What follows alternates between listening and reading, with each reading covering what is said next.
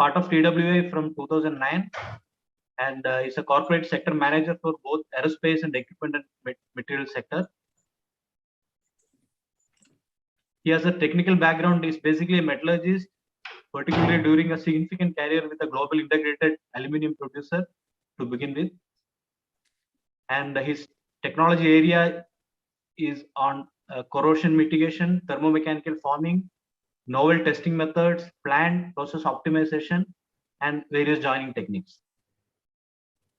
Today, Chris is focused on developing technical and commercial opportunities for a diverse portfolio of customers around the world, and his special focus area being India. So it is my pleasure to introduce Chris. Chris, please introduce our speakers for the session today. Okay, thank you. Thank you, Krishnan. Can you hear me? Yeah. Okay, so it's a great pleasure to rejoin IIW again after what's been quite a dark few months in the UK, mainly because of winter. I'm really pleased to hear that India is recovering, just like the UK, from the pandemic. And hopefully things will just keep getting better and we'll all start seeing each other again. It's a great pleasure to introduce my colleagues today. I've known my colleagues for many years, but I haven't worked directly with them until quite recently. And it's partly because both Abasi and Raja are actually helping to develop technologies for some of our Indian members. This is both in automotive and in your space sector. And I thought I'd just draw a few points to set a little bit of a background. Basically, I remember when I was a kid, I was really proud to own a front lamp for my bicycle. And I always remember fiddling around with that little thing on top to actually make the thing work by, if you like, joining up the connections. And that's partly what we're going to talk about today, but it's amazing how much more challenging the situation is when applied to mass transport, automotive and aerospace. And I think a lot of us think that joining up a battery to get a battery vehicle is probably one of the most straightforward bits, but actually it's one of the most difficult. And I'm pleased that we're working on that at TWI. And it's interesting, if you look at the whole transport sector in terms of global sustainability, spending on greening of transport is actually now second only to renewable energy. And last year, for example, about 755 billion has been spent by the top 10 countries in sustainability. And this includes India. And the second most highest spend was on transport. And we've noticed that at TWI. So our members from aerospace, from automotive, and from mass transport are driving the technologies that we do at TWI. And we've noticed the synergies between the two sectors in particular of aerospace and automotive, particularly in electrification. And it's not just a matter of making a battery, putting it in a vehicle and switching it on. And I'm starting to learn about all this. We have to design, how do you make it? How do you use materials together, smart materials? How do you actually make them light enough so the engine or the motor is going to allow you to travel more than a few miles? This is all about viability, really. And much more importantly, if you're going to make something that's sustainable, it's got to also be recyclable. So more and more, we're looking at our technologies to do with this thing called circular economy.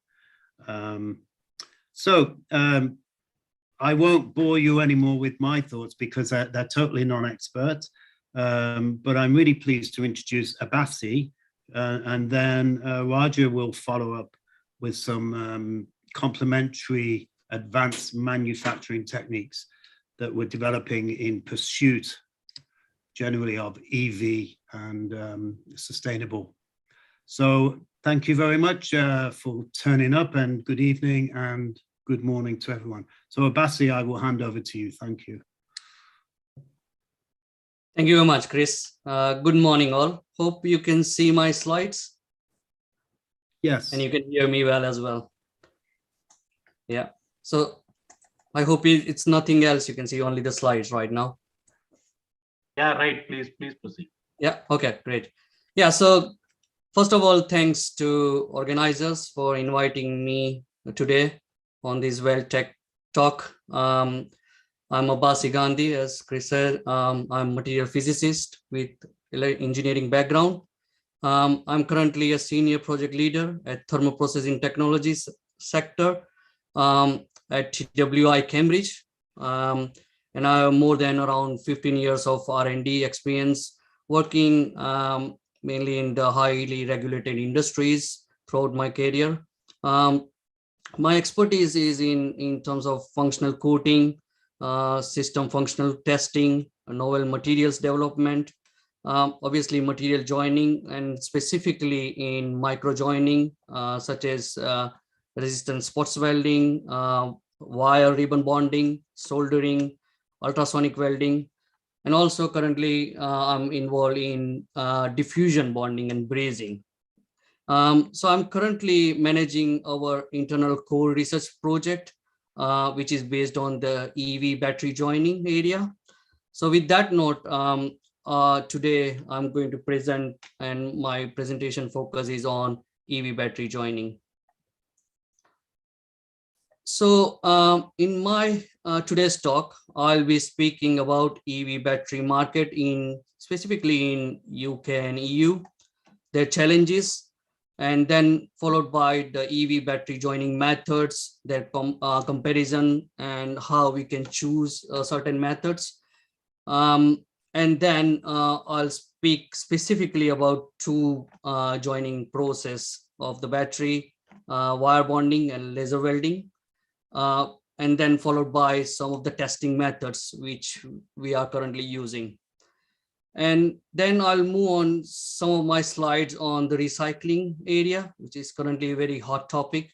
And in that recycling area specifically, I'll talk about dismantling area of the recycling. And finally, I'll conclude and just give you a hint of the future, where it's going. So you can see the picture now. So this is where it's amazing to say that this electric car has been around almost 200 years. The story begins in 1828 in the office of one of the Hungarian investor. His name was Ennio Jedlik. And he has started with some of the inventions started as a battery to see how it perform if you want to put it in a vehicle. Following to that, different inventor actually worked on non-rechargeable, chargeable power cells to build the electric vehicle, with some success and non-success. But the first of those things happened in 1884 when Thomas Parker actually built the first electric production car in London, which was based on his own high capacity rechargeable battery. So the photo you can see here, it's his electric car outside his home in UK. Parker is sitting in the middle of that, and this photo was taken around 1895. Then the electric cars has enjoyed like heydays that last until around 1908 when Henry Ford, which we call like a Ford right now, introduced a Ford model called T, which was the world first affordable motor car, because before that you can't afford it. It was so expensive. And that car was easy to refuel, and in terms of the price, it was very competitive. So with that huge success, that actually ultimately ended the start of this electric car popularity. The main problem during that time was the mainstream and government was not behind the technology. So slowly it kind of started wiped out. So with that, as you know that currently we are going into net zero targets all over the world and specifically looking at UK, looking at 2030, 2040. And with the recently on that net zero targets, UK Advanced Popular Center, which is called APC, has kind of said that this is the healthy growing market with over 2 million cars is expected worldwide, and then it's kind of working towards the world leading energy networks to put on the charging point. Also in UK, the Faraday actually Faraday published actually 8 key areas. So that's what you can see in the boxes here, which are very important for the push this towards the net zero targets. The first thing is you can see is the cost. Obviously, the cost of each pack or cell is quite important right now. It is around in mark of around 100 US dollars per kilowatts hour. And the targets to bring down to at least half to 50 kilowatts hour. In terms of the energy density, obviously we need more energy density so that we can put the less cells into the car and so reduce the weight of the car. And that target, if you start right now, currently it is around 250 watt hour per kg, which intended to kind of increase to double that by 2035. The next is the power density. Obviously, energy density, how fast you can charge it. Again, that if you see those targets, it's like a 4 times higher. The safety is the main concern. That's the 4th box. Make sure there's we can eliminate any thermal runaway to the pack and reduce pack complexity so that we will not see this any safety hazard. Because the things are moving, not only the electric vehicle, but moving into aerospace as well. So looking at those safety aspect is very key for those area or those sectors as well. The 5th one is the first life. Obviously, first life right now is around 8 years, bringing to 15 years for 2035. Temperature is another key or important aspect. Currently, cells are around going maximum around 60 degrees Celsius or 70 degree maximum, but the target to bring it to 80 or maybe 90 as well. Predictability, so where you have a full predictability model so that you can, each car has a prediction of when the battery is about to die or the performance of battery. So that's another target. The last and but not least is the recyclability, which is quite important as we are moving towards this EV area. Currently around 10% to 50%, although 50 I haven't seen any, but this is kind of currently you can recycle, but this needs to go down to 95 to kind of have this circular economy, what Chris said. So UK target is by 2040 in UK, we'll have 1.1 to 2 million EV cars, right? Huge. And also the UK produced battery could reach to around 140 gigawatts hour, which is equivalent to around 8 gigafactories. So think about the gigafactory plan for UK is around over 30 gigafactory needs to be done around 2030 or 2035. And right now we have only 2 gigafactories. So target is quite far and it's very difficult to achieve, looks like, but the government is pushing towards that. So there's a huge opportunity exist in this value chain, which you can see here below, starting from the raw material to building up the electrodes or electrolytes or separators to make the cells, and then going towards to make the modules of those cells to the pack, and then battery module system or management system you can call. And that you can put into vehicle and then look into the second life or recycling. So huge opportunity. Each of those areas are huge potential where so much innovation is going on. But the key factor here all about is the battery. So looking at just giving you a brief idea about the battery currently used in the EV sector. So there are mainly 2 different kinds. One is the cylindrical and prismatic cells. Obviously cylindrical cell, we have seen that in our toy car or anywhere, but these are slightly different, nicely packed hard casing. and you will have your tabs here, anode and cathode. Whereas the other one is the prismatic, and some of the Tesla car is using that as well. So that has a hard case, like you have hard, and then you have those two tabs coming out where you can join them. And the other one is the pouch one, which is like a normal pouch, and then these are very flexible electrodes outside. So looking at all in terms of the literature review of different people, Vicker has kind of done quite extensive and worked on the look at the different material actually used for different cell area. For example, housing, negative tab, positive tab, and obviously bus bar. And looked at those material, you can see that most of them we can identify as a kind of it's the same material for working at the negative tab and positive tab. For example, nickel plated stainless steel, sometimes steel, aluminum, nickel, copper, and some of them are nickel plated copper as well. So it's quite varying. Different manufacturer use different cell tabs. So some has a nickel plated steel, some has a aluminum only, or nickel plated copper. And there's no universal like which material they use. So in terms of joining those, it's quite challenging in terms of obviously you have complexity in terms of the cell type, but then you have different material as well. So having said that, the question is then how we down select this process, which joining, what are the area we should look into before we understand which joining process will work, because there are different and many joining process could work. So the down selection process here I have put together.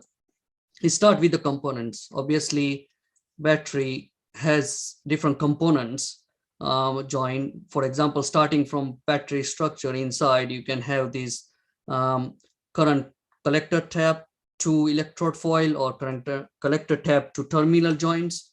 And then going into actually cell, you have cell tab to tab joining, or cell tab to bus bar joining, bus bar to bus bar joining, or then you have sometimes voltage meter or voltage regulator there. And then that needs to be joined to the bus bar. So there are many areas we need to join them and make sure those are a good joint so that we can achieve a good performance and in terms of the safety as well. So this is just one of the example cell, cylindrical cell. You can see the tab here and the area. So the another thing is coming to a selection process is the cell type and geometry, because you have seen in a previous slide there are different cell type and geometry available, and each of them has a different electrodes coming out in a way that those tabs are different, so that you need to have a strategy for different joining methods for that. I'll come to that in a later slides. Obviously, material, as I said, different tab materials are there, so thickness of those materials are different as well. We need to understand that as well. The key, another area is the heat input or pressure applied. So obviously, if you think about this cell or a pouch cell, different pressure requirements. So you can't give a huge pressure here while joining it, because that might burst the internal structure. And obviously, then you will start affecting your this joint, which is current collector tab to electrode foil.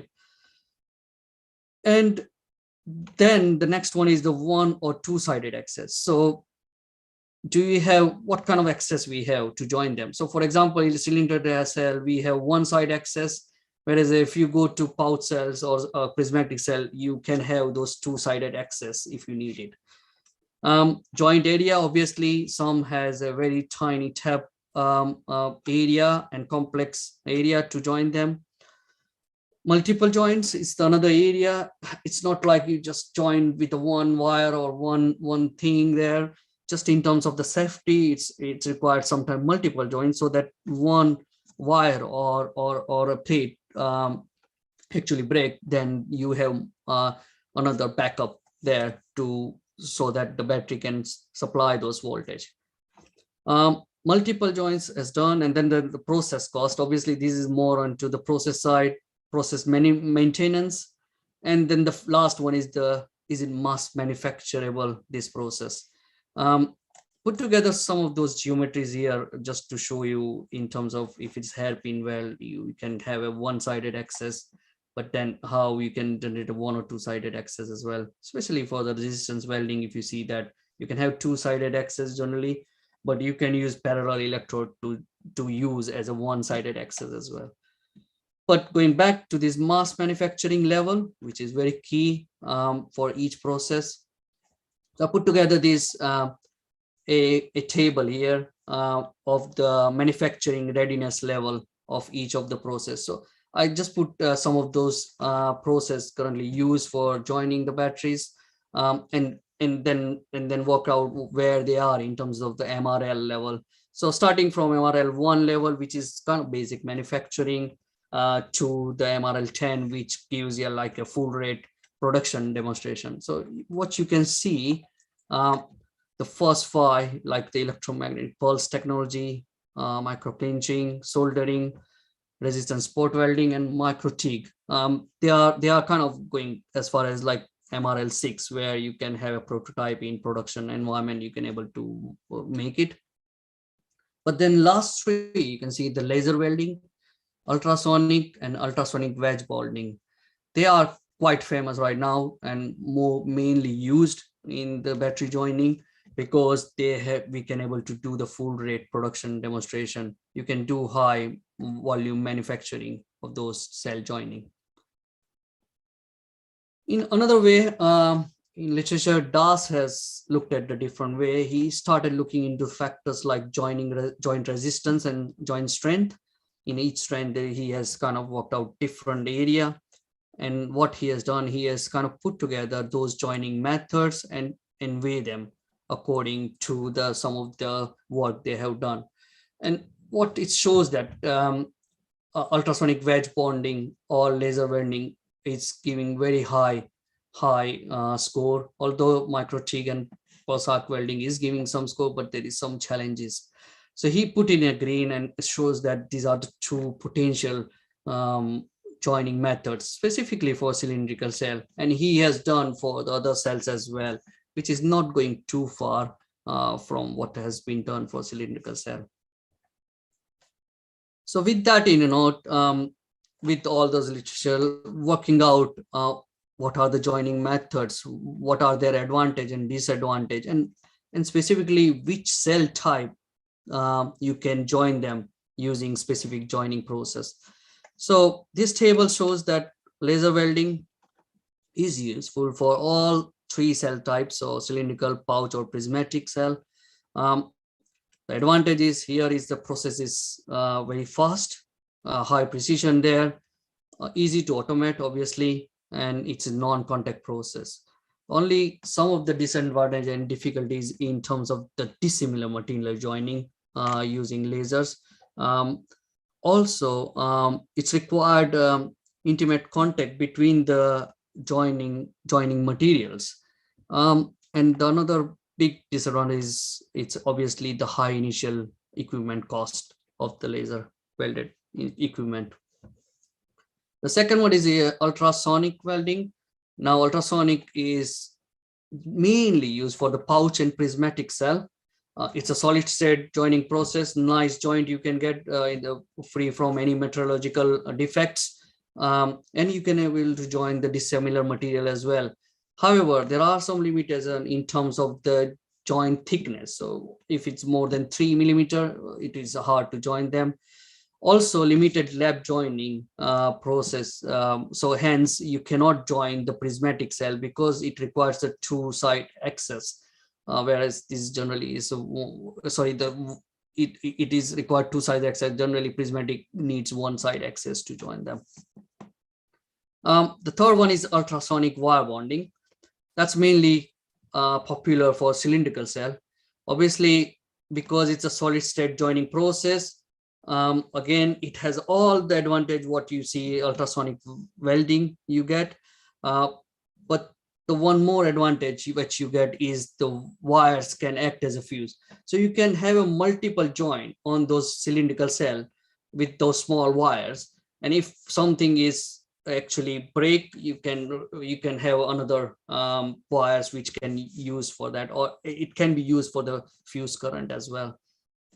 So in terms of the disadvantage, its joint strength is not that good, because those wires are like generally aluminum based, and they can easily repair. But do we need that strength? And that's something is really important when you are looking at the recyclability. If you have very good joint, hard joint, and if you have enough joint which gives the low resistance, might be good enough when we are actually doing the recycling. You can able to take it off quite easily. So there is a pros and cons. Not to go to too good joint, but have that joint enough so that it gives the low resistance value. Obviously, it requires a fixture to secure it, so that if it is not secure this pack, you will, because of the ultrasonic, you will see a kind of wearing in terms of your joint, so that's another thing required. Resistance welding obviously can be used for all this, even though cylindrical, because you can have a parallel electrodes used for cylindrical. Low cost process, obviously you can actually automate this process. In terms of the disadvantage, mainly sometimes you start seeing that in terms of it is not nicely clean, you see electrode sticking. Also the similar material joining is another challenge. So there are quite a few challenges there, which has been shown here. So this table is just giving a rough idea on the different vehicle manufacturer, although this might be a very old references, but it's still they are working on. For example, Tesla is still using Panasonic batteries. Obviously now they are moving into different battery area with the Panasonic, but looking at some of the technology, like they use wire bonding, where is BMW using laser welding, Nissan Leaf using ultrasonic welding. So you can see a variation there, and that's also depend on the cell types there. So they are using different cell type as well. So having said that, I think it's interesting to see 2/3 of the battery manufacturing is controlled by only 3 companies right now. Catel, LG, and Panasonic, they are the right now top players in manufacturing battery. Although Tesla has started looking at their own manufacturing. So moving fast into some of the joining process, I said I'll be today talking about ultrasonic wire bonding and laser welding. So as I said, it's a solid state process widely used in electronics industry to join very complex and small parts. They are based on wires. So wires go down around 50 micron to 600 micron diameter, or you can use a ribbon. For example, here you show some of the ribbon joining. They are 2 millimeter width, and you can have a 400 micron or even 500 micron thick as well. In terms of material, generally they are on aluminum and copper based, but there are some recently they have looked into material which has a aluminum outer coat on copper as well. So it's quite interesting. Obviously, ultrasonic, as you know, it's a kind of ultrasonic waves. Vibrate that, you apply force, and that's where you generate the energy to the actual material, and it joins that. You can get the joint like that, or you can see some of this battery tab has been joined to the bus bar, and you can see how small joints are.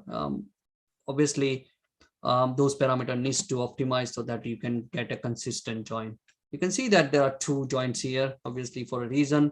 You can do multiple joints. You have quite a big area here, so you can practically make more joints here, more, so that it will give a better safety point of view. If anything fails, you still have that power running. Quickly, I have mentioned this, but I think it's more wire bonding. It's kind of unique process. It's been used for electronics quite a long, as I said. It has a main 4 steps. So you start with your first bond to the sample. Basically, it will has 2 pulses. First pulse is actually cleaning pulse, we call it, cleans the surface, and then the second actually join those to the. So you have this ribbon feeding through the equipment and then join it. And then the second one, you kind of move the loop by moving the bond head. And that's another critical area. Because, for example, if you are moving out like at a 90 degree, you are generating quite a lot of stress here. And sometimes you will see that this bond, although it is joined, it will come out quite easily. So the actual leave out angle, or it's called percentage apex, is quite important in this, and that needs to be optimized for this kind of work. And then finally, you do make the second joint into the other, or maybe in here you're showing in the same material, but you can join into the bus bar, or if it is battery tab, you can join into battery tab. And then finally, this system tear off this wire. So then now you have nice joint there. So in terms of those, there are a lot of different parameters, obviously, for the system, mainly voltage current. Then you have bond force and phase duration for that. And as I said, you need to also optimize the leave out angle. I'm not going deep into, but mainly if you look into the bond force, for example, you need the sufficient force applied during this process. So if you, for example, not applying sufficient force, what will happen? You will not get good joint. And if you apply too much force, you will deform this wire or ribbon quite a lot. And that's where you kind of get a very, very, obviously the joint will be bigger, but they will not last long. So it is very critical. Bond force is very critical parameters for the ultrasonic welding. Phase duration, again, time is important. So make sure you apply enough time to deform those material. And if you apply less time, you may not deform the material, and again, you will not get a good joint there. So I'm not going, I have talked about the leave out angle. Obviously, it is very important to reduce any extra stress you are actually giving to actual joint, which has already been done. So moving to the next, just giving a brief idea about what wire bonders is. We do quite a lot of work on HESS wire bonder. This is specifically designed for the battery packs. It's available through HESS. It's fully automated. It can recognize the pattern. You can adjust the machine speed. Good working area as well, as you can see here. So you have a kind of conveyor belt system. You can have a lined up 2 to 3 bonders there, and you can have one battery pack going inside, join it, come out, and maybe you have another part to join, and this will be another material or another area you will be looking into, and finally you get the full pack out at the end. Also, it has all features in terms of flexible use of large working area, vacuum if you need, and it generally maximizes the throughput of automation, So that's on the wire bonding. Just briefly going on the laser welding, although I'm not expert in that, but we do have different laser source in TWI. For example, this multi-mode 10 kilowatts, modulated 6 kilowatt. There's a single mode as well, 2 kilowatts. So there's a different power. Recently, we have this Nano pulse laser source as well. Quite unique. Currently, it's not been used for kind of battery joining, but it has a huge potential. So in terms of we can call is the beam wobbling. Obviously, it's quite interesting where you are moving the laser beam around by wobbling it, and this helps mixing those two materials and to form the shapes. So this is some of the features we do.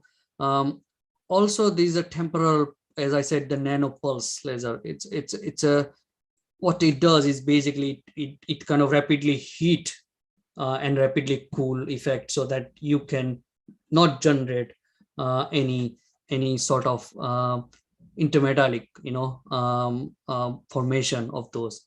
So the laser is being pulsed very fast, and this deliver very high concentrated laser beam. is then almost teaching two materials together. And this significantly reduces the diffusion of materials. And as I said, it will reduce the formation of intermetallic. And then the last one is the non-IR wavelength lasers. It's more common for battery application for copper and aluminum. Generally use blue or green lasers, will need less power, and there will be higher interaction between laser and material. Hence, it promotes melting and joining quite good.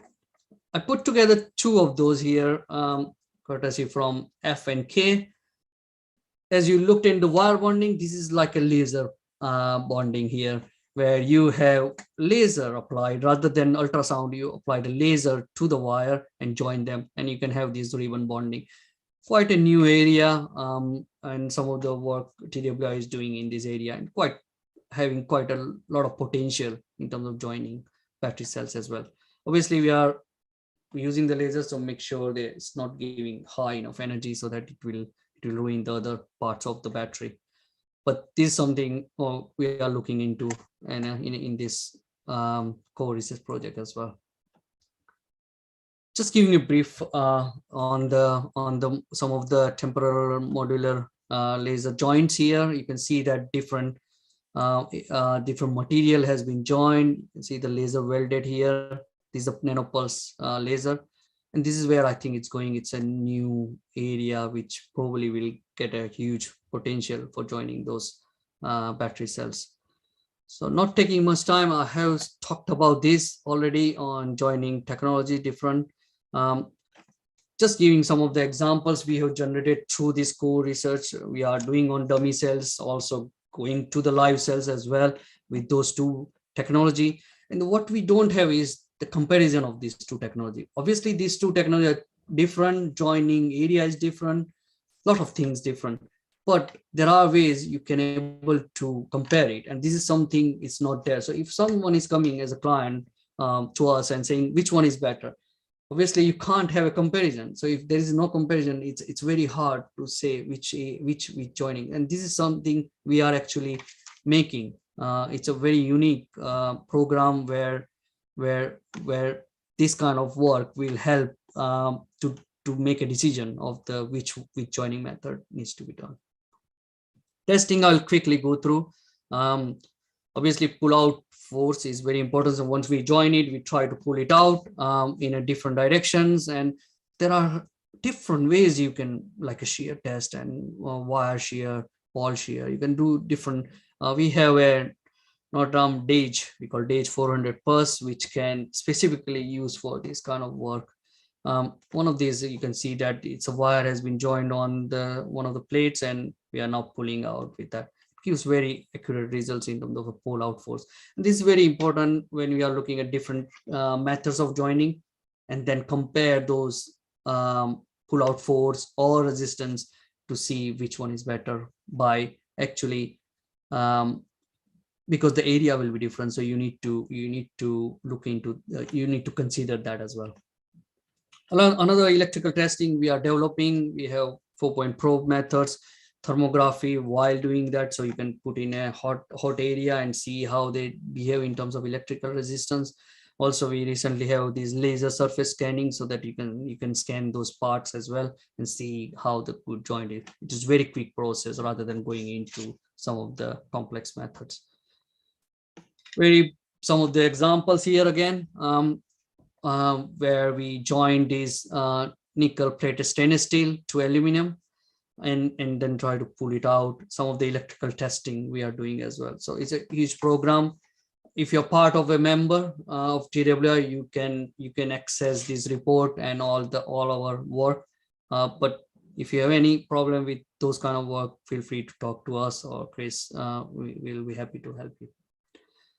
And finally, I'll just spend 2-3 minutes here. Recycling, reuse, it's a very important area right now. Obviously, you have a new battery pack, goes into electric vehicle. And then once you've been used, there are certain ways you can get rid of. So one is just put in a junkyard. Right now, most of these are happening like that. But then the another route is obviously you have this battery refurbishing company, give it to them, and they kind of start looking into second life of this battery. This is again very popular right now, but what is not popular is directly looking at the recycling those area and get the raw material so that you can feed into this battery manufacturer, and then they can go back and make the new battery back. And there is a lag. So we have made a lot of battery, but we are not able to recycle it and getting those material out to this battery manufacturer so that they can make more battery. So having said that, it's just yesterday I was looking at the news, and it's just yesterday around 7:30 UK time, Sky has just has this exclusive news that thousands of jobs at risk because government fall behind in the plans to build a battery industry, and that mainly because of this material. So lithium and all those material, we are not getting those. And then the mining issue, there are certain places you can mine it, and transferring to other part of the world is a huge problem. So if we don't recycle it at the time, we don't get the material. We need to rely on the mining, and we need to rely on a certain countries or the area. So it is going to the net zero. It is quite challenging to have this link connected, and that is something huge potential working towards that. Some of the key area for recycling is to do dismantling. Once you have to take it out, all those stuff, then you can recycle. And that's where the huge amount of labor goes. So you need to unscrew each of the components. And you can see that one of the paper publication showing that necessary tool like screwdriver, hand, and side cutters and all. It's a very tedious process and took long time. There are not really a fully automated system out there which can do fully automated. There are some work done, obviously, and there are some people doing it. Some companies are working on. This is something Wengler talked about, is a kind of a hybrid where you have a person as well as a robot working to take out these battery packs. And there is another one is the cloud computing. So you feed back the data, you have a data, you use the data to tell your robotic arm to take it out. But again, the problem is the cars. All the car manufacturers don't want to change the model. They want to fit their battery pack inside that model. So all the battery packs right now is a different size, different layout, and there's no kind of I'd say it's a common where you can just tell Robert do it this one, so you come. It's very challenging, to be honest. So that's what it's highlighting. And so with the conclusion quickly, okay, laser welding and ultrasonic welding is the main leading joining process right now. No academic literature studying found about ultrasonic wedge bonding. The other joining process obviously there shows promises. With the more work required there, but there is no universal, obviously, testing method for that as well, so that those standards people can follow. So that's another thing TWI is working on through this core research program. And finally, more R&D required in especially for the recycling area, specifically on dismantling side. So having said that, I'll just throw a question there. Maybe future could be maybe going down to hydrogen fuel cells, where or maybe potentially having a hybrid where you have hydrogen fuel cell as well as the battery cells to back it up. And then other key area is the solid state battery, where you have all components is a solid, so that there is a less risk in terms of the fire and all those hazard. However, having said that, all this required good joining methods, joining this material, because it's a different materials you are joining, not having any electrode, required proper physical contact. Metallic anodes needs to be contact to the the anode material, solids electrodes, and also the interface needs to be nice solid interface we require. So it's a lot of challenge coming on if you're looking at the solid state battery as well. I hope I'm on time, maybe take a bit more, but thank you. And if you have any question, feel free to ask me. Thanks, Sebasti. That was very interesting. I know there's a couple of questions, and I'll leave it with Krishnan and Nimesh, but I just have one for you. Standardization, everything's standardized, as you know, where we can these days. You mentioned different tab materials right at the beginning, and almost like it was a little bit of a lottery. And I just wondered, is there efforts going on to standardize materials in all of this? Yeah, that's a good point. However, saying that it's a different, even though if you are doing nickel plating, for example, Chris, there are different processes. So you can go to electroless nickel plating, or different ways of plating. That is another challenge. So you never get that right, standard. And I agree, because all the manufacturers are different. They are doing different products, or they have, in terms of manufacturing, that it might be very cheap for them going into if there is a standardization, then it will be very costly. They might be in the same boat, and maybe it's very hard sell for some companies, so that's where the challenge is. So standardizing is the very important issue right now. Even the battery packs and all those, as I said, even testing, there is no standard. So it's something industry is working towards it, so that people can follow. And wherever there is a challenge, as you said rightly, there's also opportunity. So instead of just talking about the government, I think some of our large commercial companies will probably pick up some of the weight of this, don't you? Yeah, true. I agree. There's money to be found somewhere in there, I'm sure. I think there's a lot of money to be found, because once this gets on board, I think you can imagine what happened with petrol and gas, right? That's what we are looking at multiplying, and that's just a sheer volume of it. It's quite enough for people to invest in. And I think what Dr. Abbasi was stressing on, and maybe after Dr. Raja finishes, I would like to take up this as a discussion on the panel, is about the disposal or the renewable, recycling, because that's going to be a bigger challenge, and a bigger, where the money is, Chris, for me, I believe is there, because it's easy to ship out the batteries for the first time, but then recycling them and getting them to be worked again, that's where the money is. Or safe disposal, even with the disposal, because of the components used, how to dispose it wisely is a big challenge. So without losing much time, we get Dr. Khan to get Dr. Raja to get in, and Dr. Raja, the stage is yours. Dr. Abbasi, there are a few questions in the Q&A and on the chat. If you would mind, in the meantime, just type out an answer to them if you feel like. Dr. Raja Khan. Yeah, I'll do that. Thank you. The stage is yours. If you could just go full screen. If you could just go full screen. Thank you. Yeah, I will.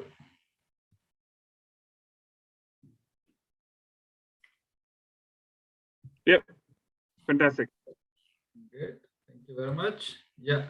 So my name is Raja Khan. I'm technology consultant at TWI Cambridge. So, and I have industrial as well as research development experience. So roughly around more than 27 years. So, and currently I'm working in thermal processing technologies section of TWI. So, and my expertise is in advanced manufacturing, also materials joining. I'm metallurgist, material scientist. So yeah, this talk is more like related to advanced manufacturing processes, not specifically just for EV batteries. I'll be more like trying to make this talk more generic about these processes, because there's a lot of interest in the industry about these advanced manufacturing processes.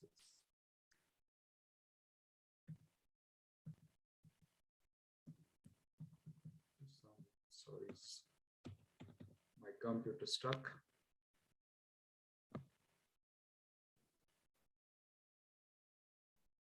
Okay. Maybe you can try. Yeah, it's working. The no, button it's working. would work. Start working. Sorry again. No problem. So Yeah, just in terms of advanced manufacturing. So this advanced manufacturing is to replace the current conventional or more traditional manufacturing methods. For example, previously most of the parts has been made using casting or forging. Sometimes we machine from solid and a lot of welding involved. So, and these previous conventional traditional methods, so they are quite exhaustive and a lot of material is wastage in those processes. And also we were unable to achieve the more complex features using those conventional manufacturing methods. Whereas these advanced manufacturing methods, so they are much more flexible. So we can literally make a lot of previously impossible kind of parts are designed, where we can make using these advanced manufacturing processes. So I'll be today talking about a couple of those processes. One is additive manufacturing, and the other one, which is one of my favorite, is near net shape powder metallurgy, hard isostatic pressing. So these technologies I'll be focusing today. So in terms of advanced AM, so additive manufacturing, so or 3D printing. So this process or this method is now widely accepted. You see, previously, maybe 10 years ago, so mostly that process was used for prototyping, or maybe using various different machines and methods, because AM has various different methods I'll be describing in a minute. So, but now, so industry is actually widely accepting that and producing now the actual part using this technology. And technology is this technology, the market for AM is growing exponentially. So, and the expectation is that it will go up to roughly 27 billion in 2027. In terms of feedstock, so usually in AM processes, we use two different type of feedstock. Either we use powders or we use wire. So TWI, we have both these processes. We have wire-based processes as well as powder-based processes. So I'll be focusing more on powders related processes today. So, but we do have like wire-based processes. So in terms of powders, so we have laser metal deposition processes. Also, we have powder bed fusion processes, and mainly we laser powder bed fusion, because most of the work in additive manufacturing is done today by laser powder bed fusion. So previous its name was like selective laser melting, SLM, also DMLS, various different names. So, and in terms of wires, so we have laser metal deposition using wire method. We have also electron beam melting method, where we use wire and manufacturing AM parts. And also we have WAM process, wire plus arc additive manufacturing. So this one is using plasma arc or tungsten gas arc welding processes or gas metal arc welding. So as I mentioned, so my talk will be more like related to powder-based AM processes, and especially laser powder bed fusion or blown powder laser metal deposition processes. So in terms of powders, so once we like use these powders in the different methods, so I haven't put the actual name, just abbreviations, but MIM is MIM, MIM is metal injection molding, HIP is hard isostatic pressing. So, and laser powder bed fusion is LPBF, and EB is electron beam powder bed fusion. So LMD is laser metal deposition, and PMD is a recent process where now people are using plasma as well, plasma metal deposition. So using powders. So this, you can see the powder particle size range, which can be used using these different advanced manufacturing technologies, so which are powder based. TWI has quite state-of-the-art facilities. So we have quite covered like this exhaustive, different methods which we use. So starting right from actual processing, so where we have a cold gas spray technology, which we use for 3D printing as well. We have wire powder-based LMD processes, laser powder-bed fusion processes, electron beam-based method, or arc method, WAM kind of methods. So we use all these methods to produce various different industrial parts. And we also have dedicated numerical modeling team. So because design is the key in this technology. So if we get the design right, then of course we can get the part right at the end. So that's very critical. TW has state-of-the-art NDT facilities. We can do in situ, we can do post-processing as well as a post-process method. So in terms of materials, so we have state-of-the-art facilities for material characterization, metallurgical analysis.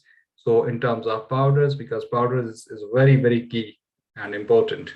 So I'll be giving few slides on powders.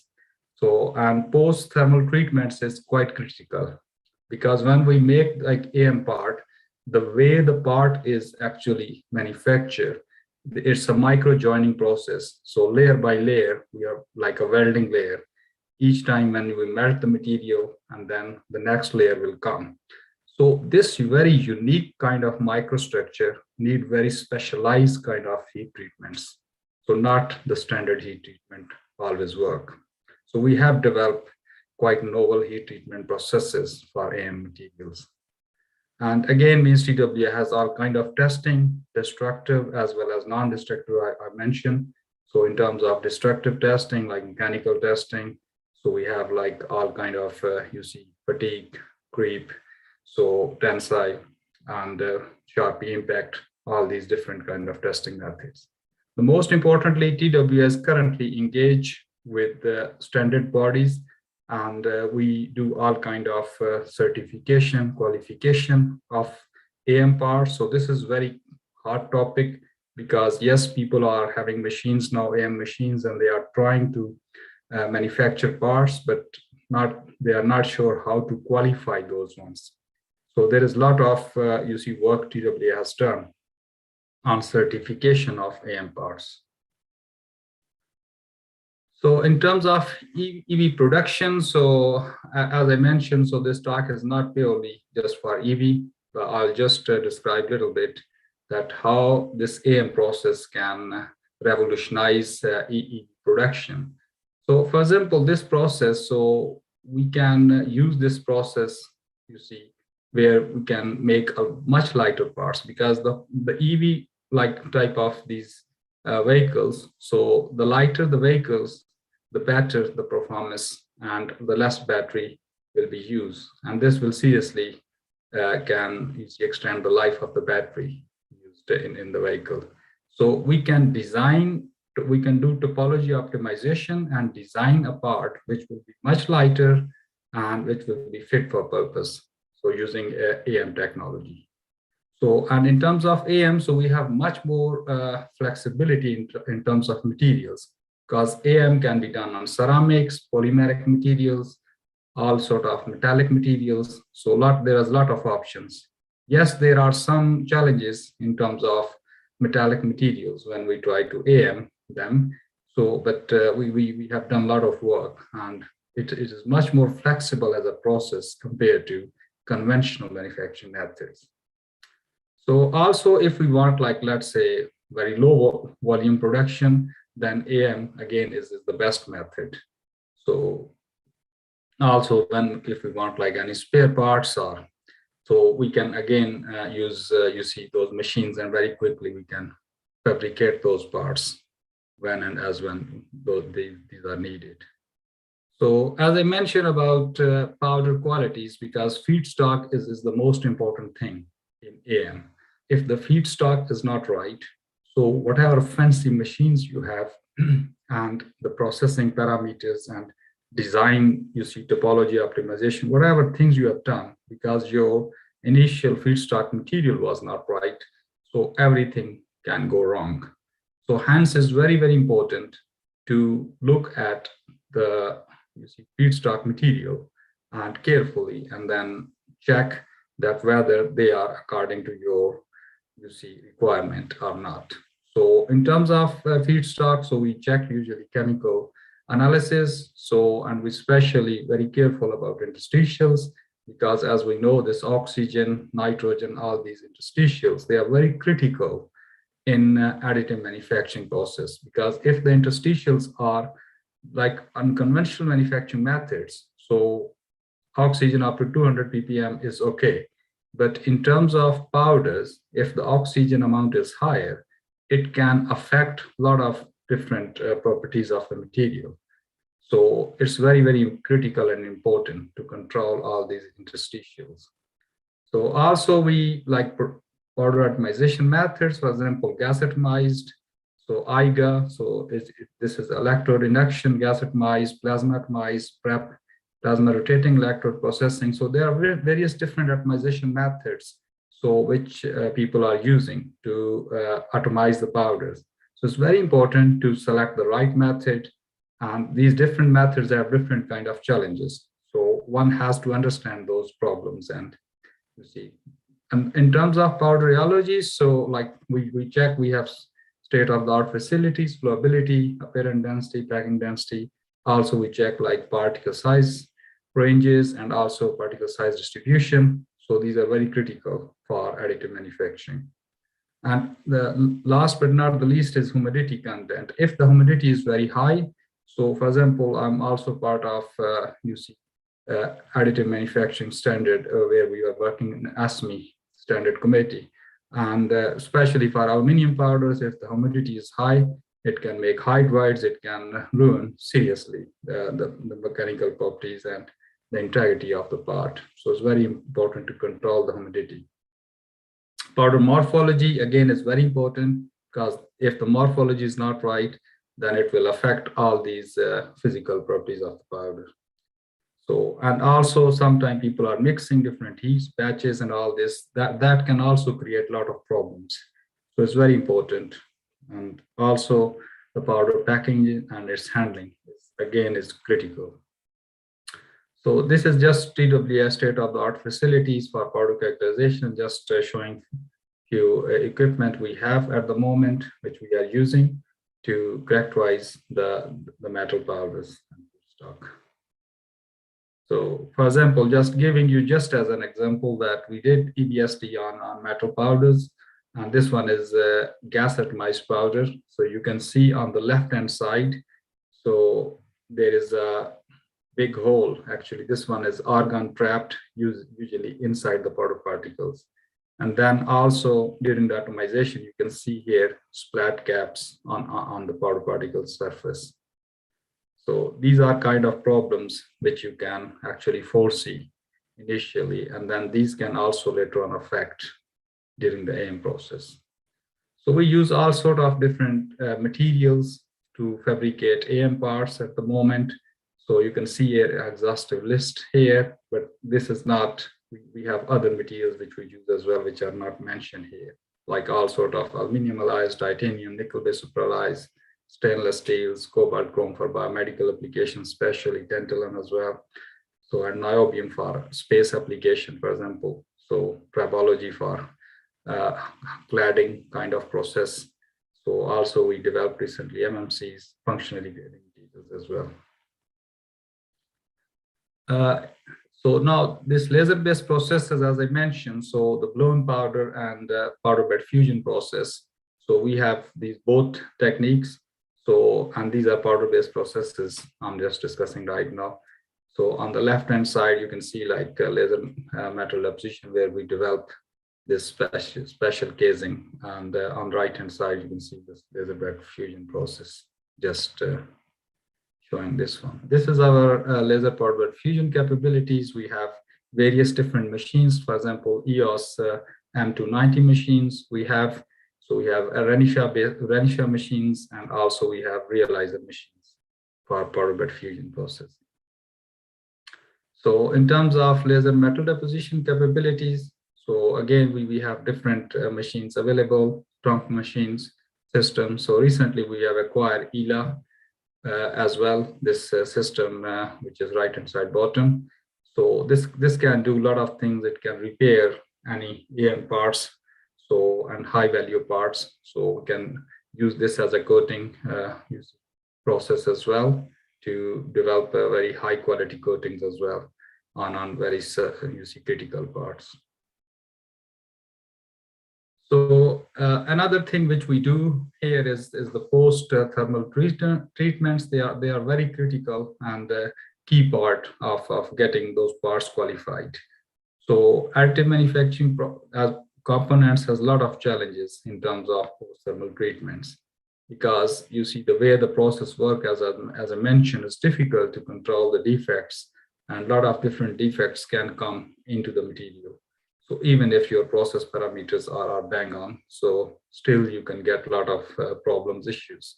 Like for example, anisotropy in the microstructure, you can get some lack of fusion defects. So due to the argon gas pores present in the powder, for example, again, you can get all these kind of porosities. And so these different post-thermal treatments, they can, make sure that your microstructure is rehomogenized, and also the internal defects are taken care of.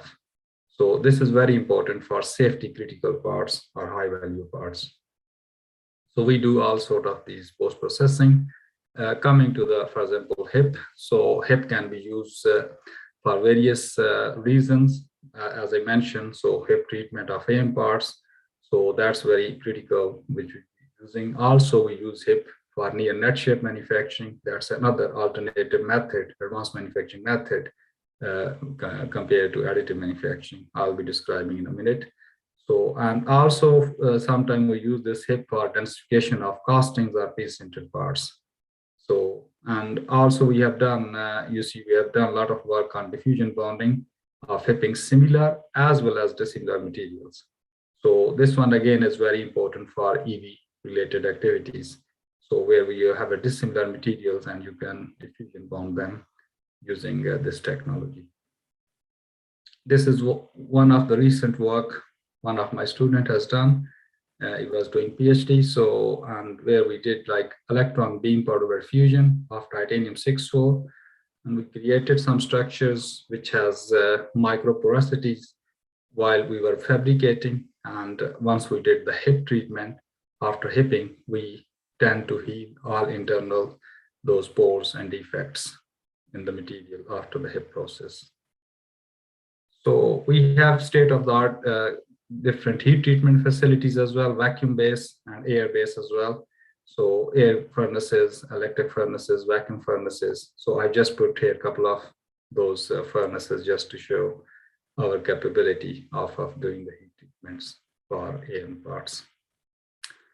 Coming to the other technology, so this one is one of like other technology advanced manufacturing process compared to additive manufacturing. In additive manufacturing, so we have limitations in terms of part size, for example, sometimes.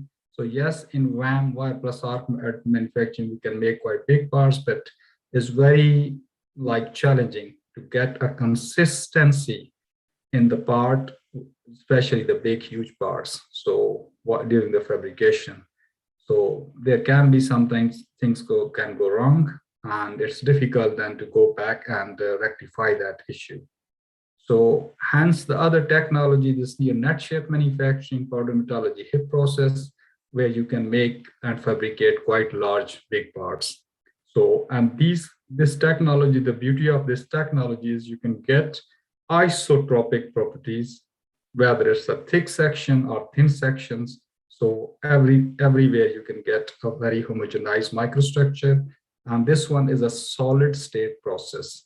So in additive manufacturing, we are melting material. Here, we are not melting the material.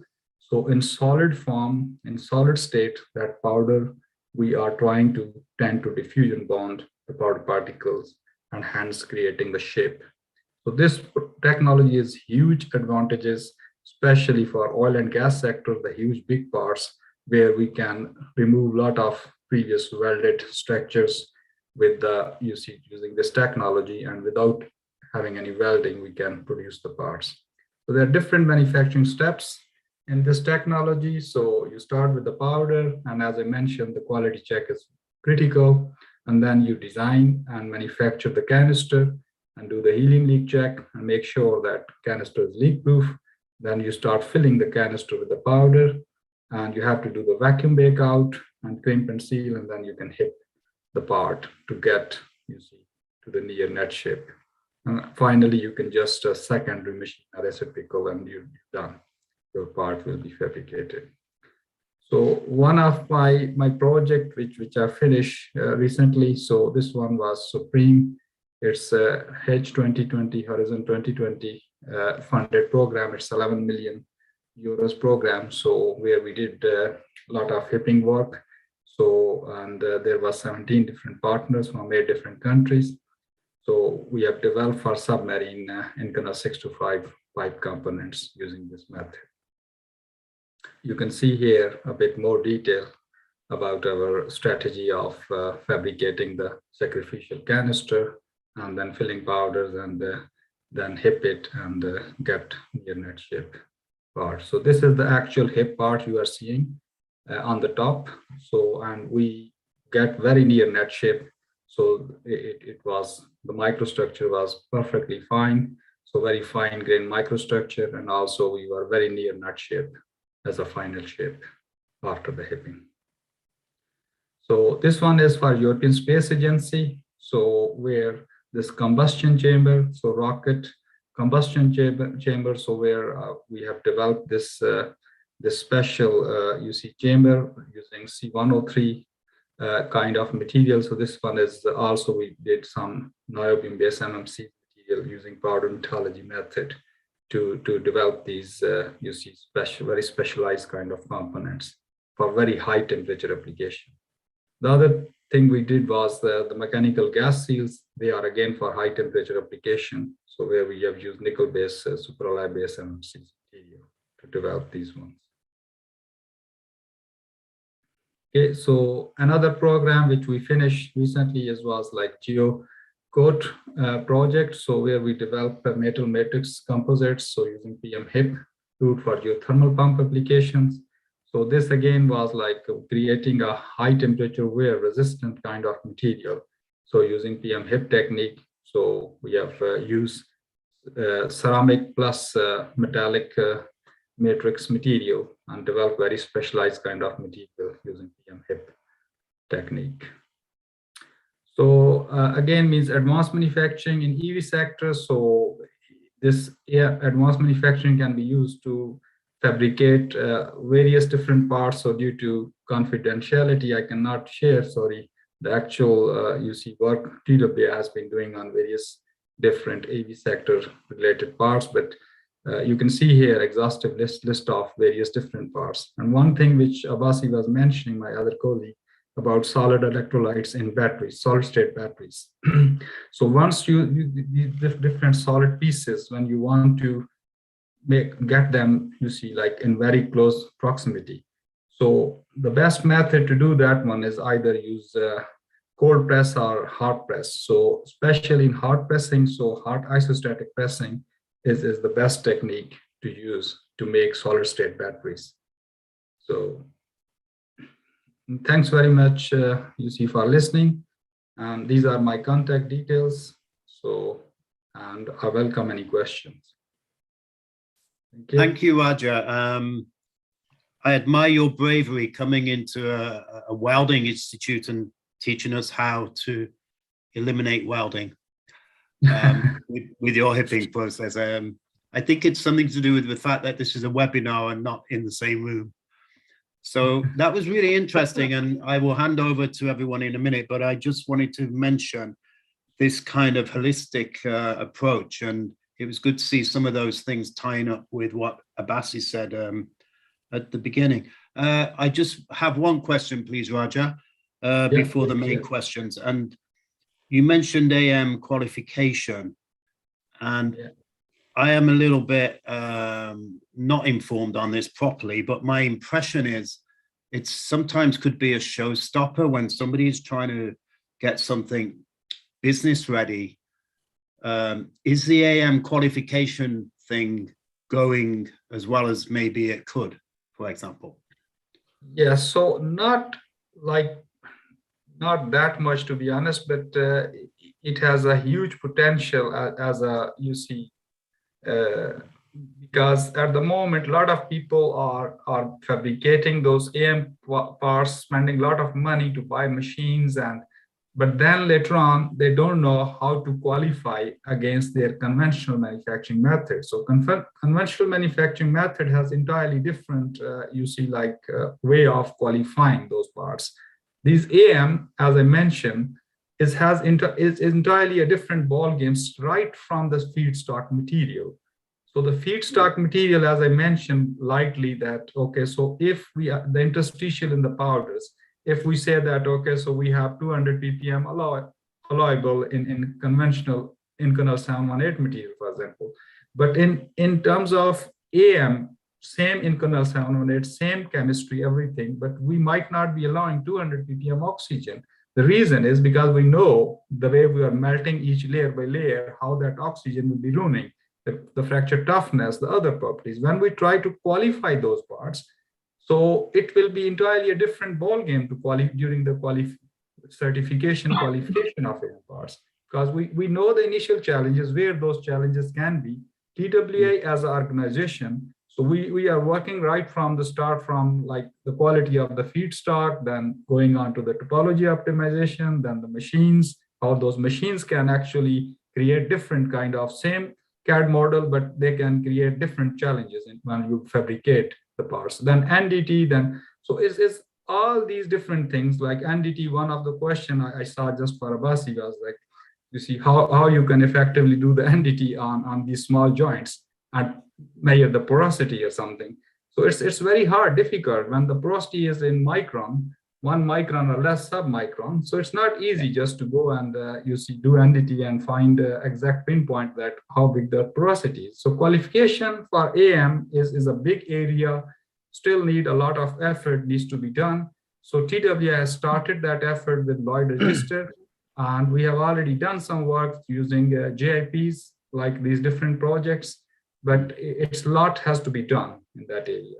Yeah, so my only end to that would be, if it needs to be done, it needs to be done in a coordinated way. And we're talking to IIW, which is going to be one of the world's, which is sitting in the world's largest small car market, for example. We really need to be talking and making sure these qualifications and standards are global, don't we?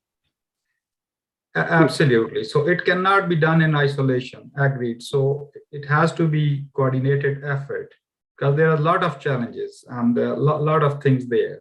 It has to be coordinated. I think what is also happening is, with critical areas like aerospace, where, VAM and 3D printing is moving leaps and bounds further. And it is being seen that a lot of this, as rightly put, they are jumping the gun straight from the traditional process, what they were doing, and straight to the 3D printing. So the actual qualification part is yet to be done, but they have moved ahead, and a few of the rocket parts are right now directly being, the core engine parts are being made on 3D printing.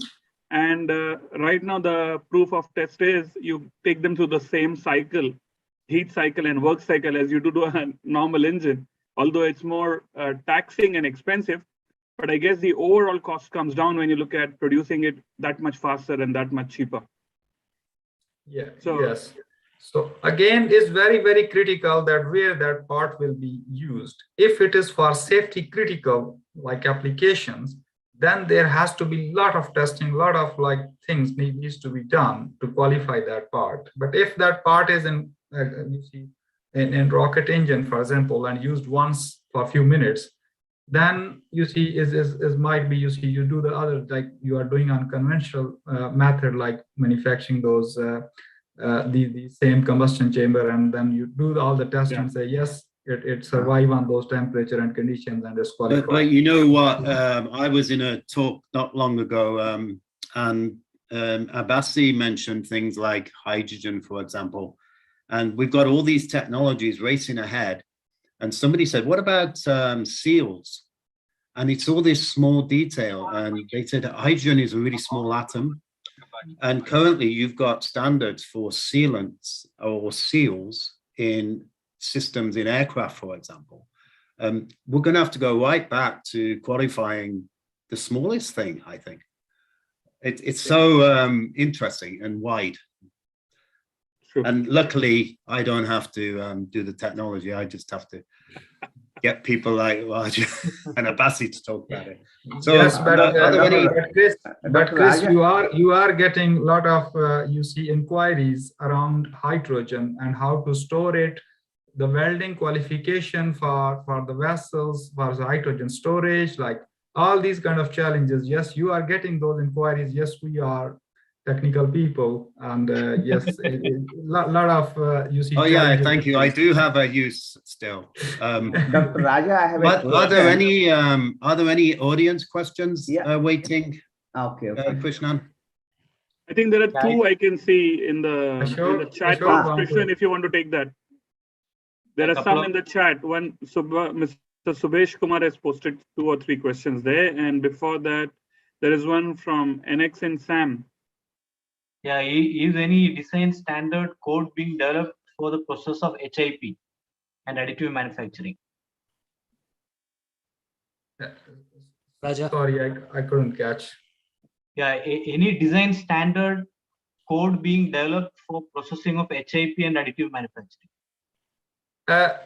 Yes and no. So yes, in a way that depending on for oil and gas parts, for example, related to HIP, so they have you see in Norwegian you see region. So there are some you see like standards has been developed how to fabricate, make PM HIP parts for oil and gas. So, but in wider context, still you see a lot of work has to be done on the standardization of you see like this HIP related thing. On the other hand, on AM, so I'm, as I mentioned, I'm a member of ASME AM Standard Committee, and we are developing all these standards. So currently our focus is to start from the feedstock material. For example, for aluminum, silicon, tin, magnesium. So what should be the particle size range? What should be the allowable interstitial? Like these kind of things, we are going through these standards, and one by one, we are actually making those standards. So the recent standard which I'm working at, it is on the recyclability of these metal powders. How to recycle, what's the allowable, like in terms of standard for safety critical parts. So we are actually working on that standard. It's almost finished, and it will be in the public domain soon. So, but on the other hand, so when we go step by step, like on other steps, so there is a lot of unknown still. So yes, a lot of work is being done to standardize all these, like how to topology optimize parts, how to like do the modeling, for example, work, and but it's still up in the air, I would say. I think the things are still evolving. Yeah. So because there are new and new challenges keep coming, and you think in one way, and then you find a problem, and then you say, okay, let's go back now. So we have to address this as well. So it's difficult. So the word recyclability has come up every 7 minutes in this presentation, and Naimesh mentioned it's something we could almost have a different webinar on. But one thing I looked up during your talk. It takes 95% less energy to make something out of recycled aluminium than it does digging it out of the ground and making it new. And I just think that's so important. And I'm really glad that it's being looked at. And the other thing that goes with it is a mixing of stuff. We can no longer probably just recycle aluminium. We need to recycle different aluminium alloys in what they call closed loop recycling. And I wondered if you got an opinion on that, Abbas. Yeah, that's really important point. And as I said, I think circular economy we are talking about, I think it's really important that we feedback those materials. And some are challenging. It's not there. Some of the Horizon 2020 project, for example, looking at recycling quite a lot in specifically in EV sector, if you look. But there is no innovation, to be honest. So it's like using one work package as a part of the work to finish, to have a full kind of logistic about the joining and then recycling. But this is where TWI is right now working on as a core research project. We are taking on this recycling area to to see what we can do in terms of digitalizing, in terms of using robots, how we can actually do a fully automated, I would say, recycling, and getting those powders back to where it's required. Thank you. I have a question to Dr. Khan. We are talking about additive manufacturing quite often nowadays, and it's becoming more and more popular. And now, how are the mechanical properties are comparable to the conventional manufactured products, like rolled products and forgings in terms of mechanical properties? Yes, so we have developed, as I mentioned, very specialized kind of, processing, of these AM materials, and able to get, match the mechanical properties compared to the conventional or traditional manufacturing methods like cast roll and forged material.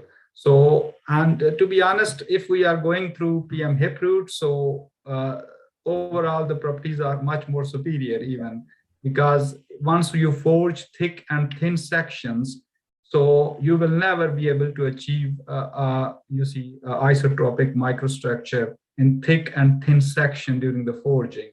And then the heat treatment response is very poor on forged material, and sometimes you have to redo it. So it's a lot of problems. And compared to these advanced manufacturing process, for example, PM HIP, you can do things in much more isotropic properties. And in terms of AM, as you mentioned, so in AM, so as I mentioned, there's a lot of challenges. As far as you understand those challenges, you know how your feedstock look like, how it should be manufactured, how it should be handled. And then in terms of machine processing parameters, if you are correct using those processing parameters, you are careful in terms of your design of the part and fabrication and everything. So, and the most important challenge is to think differently when you post thermal treat those materials. Think differently. Don't think like a conventional material. Like if I'm talking about Inconel 718, if I just think conventionally and say, okay, so the solution heat treatment temperature for Inconel 718 is 980 degrees centigrade. Let's go for it, do it. In additive, same Inconel 718 material, I might not be able to do the justification of 980 degree using and doing the actual solutionizing, because it won't work like that. So the way its Levy's phase are keep actually building in during the AM, because you're melting, solidifying, remelting, resolidifying. So you have to think differently. The moment you think differently and you know that what should be the heat treatment and those post thermal treatments for that material, you will be able to achieve the mechanical properties similar to the wrought or forged. So we have done that. I've done that already.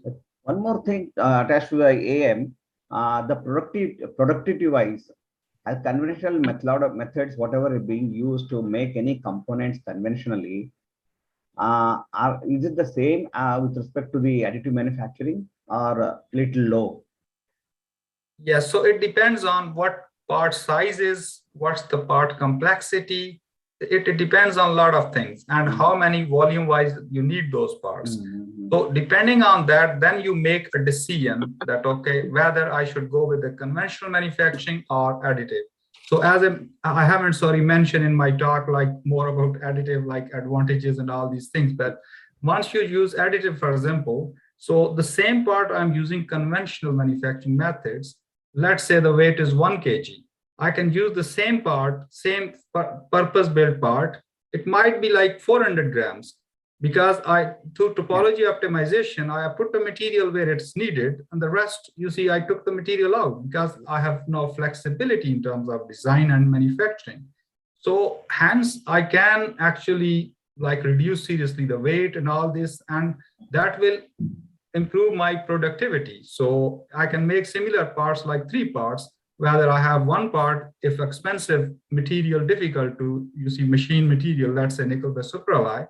So a lot of tool breakages, a lot of, energy I'm putting on, machining them down and lead time and all this.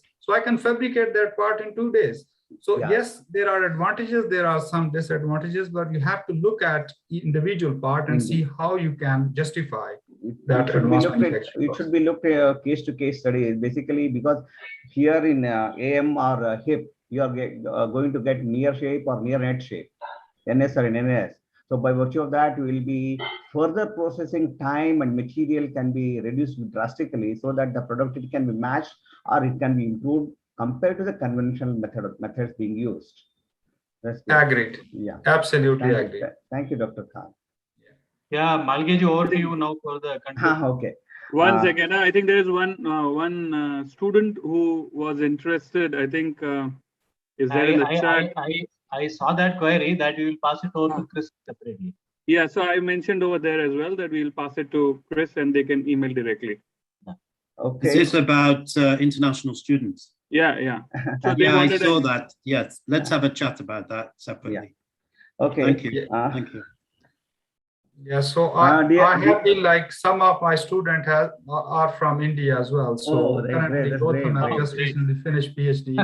In fact, my son is doing his additive manufacturing. He did some work in TU Delft, Netherlands, and now he's working in some company pursuing this additive manufacturing in industrial product design area. Basically, he's an architect by basic degree. Then he diversified into this industrial product manufacturing in TU Delft, Netherlands, and he is fascinated with all additive manufacturing and this latest manufacturing methodologies. Let's pick that up outside then, Ashok. Let's pick it up. Yeah. No problem. Yeah. So one of the recent advertisement I've given for PhD student for PM HIP. So we have open position at the University of Birmingham. So that is open. The only downside is that we have to get British student because of the fee structure and all this. So but if some student can come forward and say, yes, okay, I can pay my own expenses and rest I can get it from you, like maybe match something, then yes, it's possible. But we already have HIP nowadays has become a standard manufacturing method, because way back about 30 years back onwards, I was working for a company, tungsten carbide company in Bangalore, VDI India. Now it's Kana Metals. So we were using this HIP for all insert manufacturing, cutting tool for manufacturing. It's basically a proven manufacturing process. And I was also maybe about 40 years back, I was working on a solid electrolyte synthesis of solid electrolyte, beta double prime alumina for high density sodium sulfur battery. So I did about 2 years of work in this, but because of the operating temperature being 300 degrees Celsius, because sodium should be kept in electrode should be kept in liquid, and sulfur also should be in liquid. So the starting point itself is 300 degrees Celsius. So some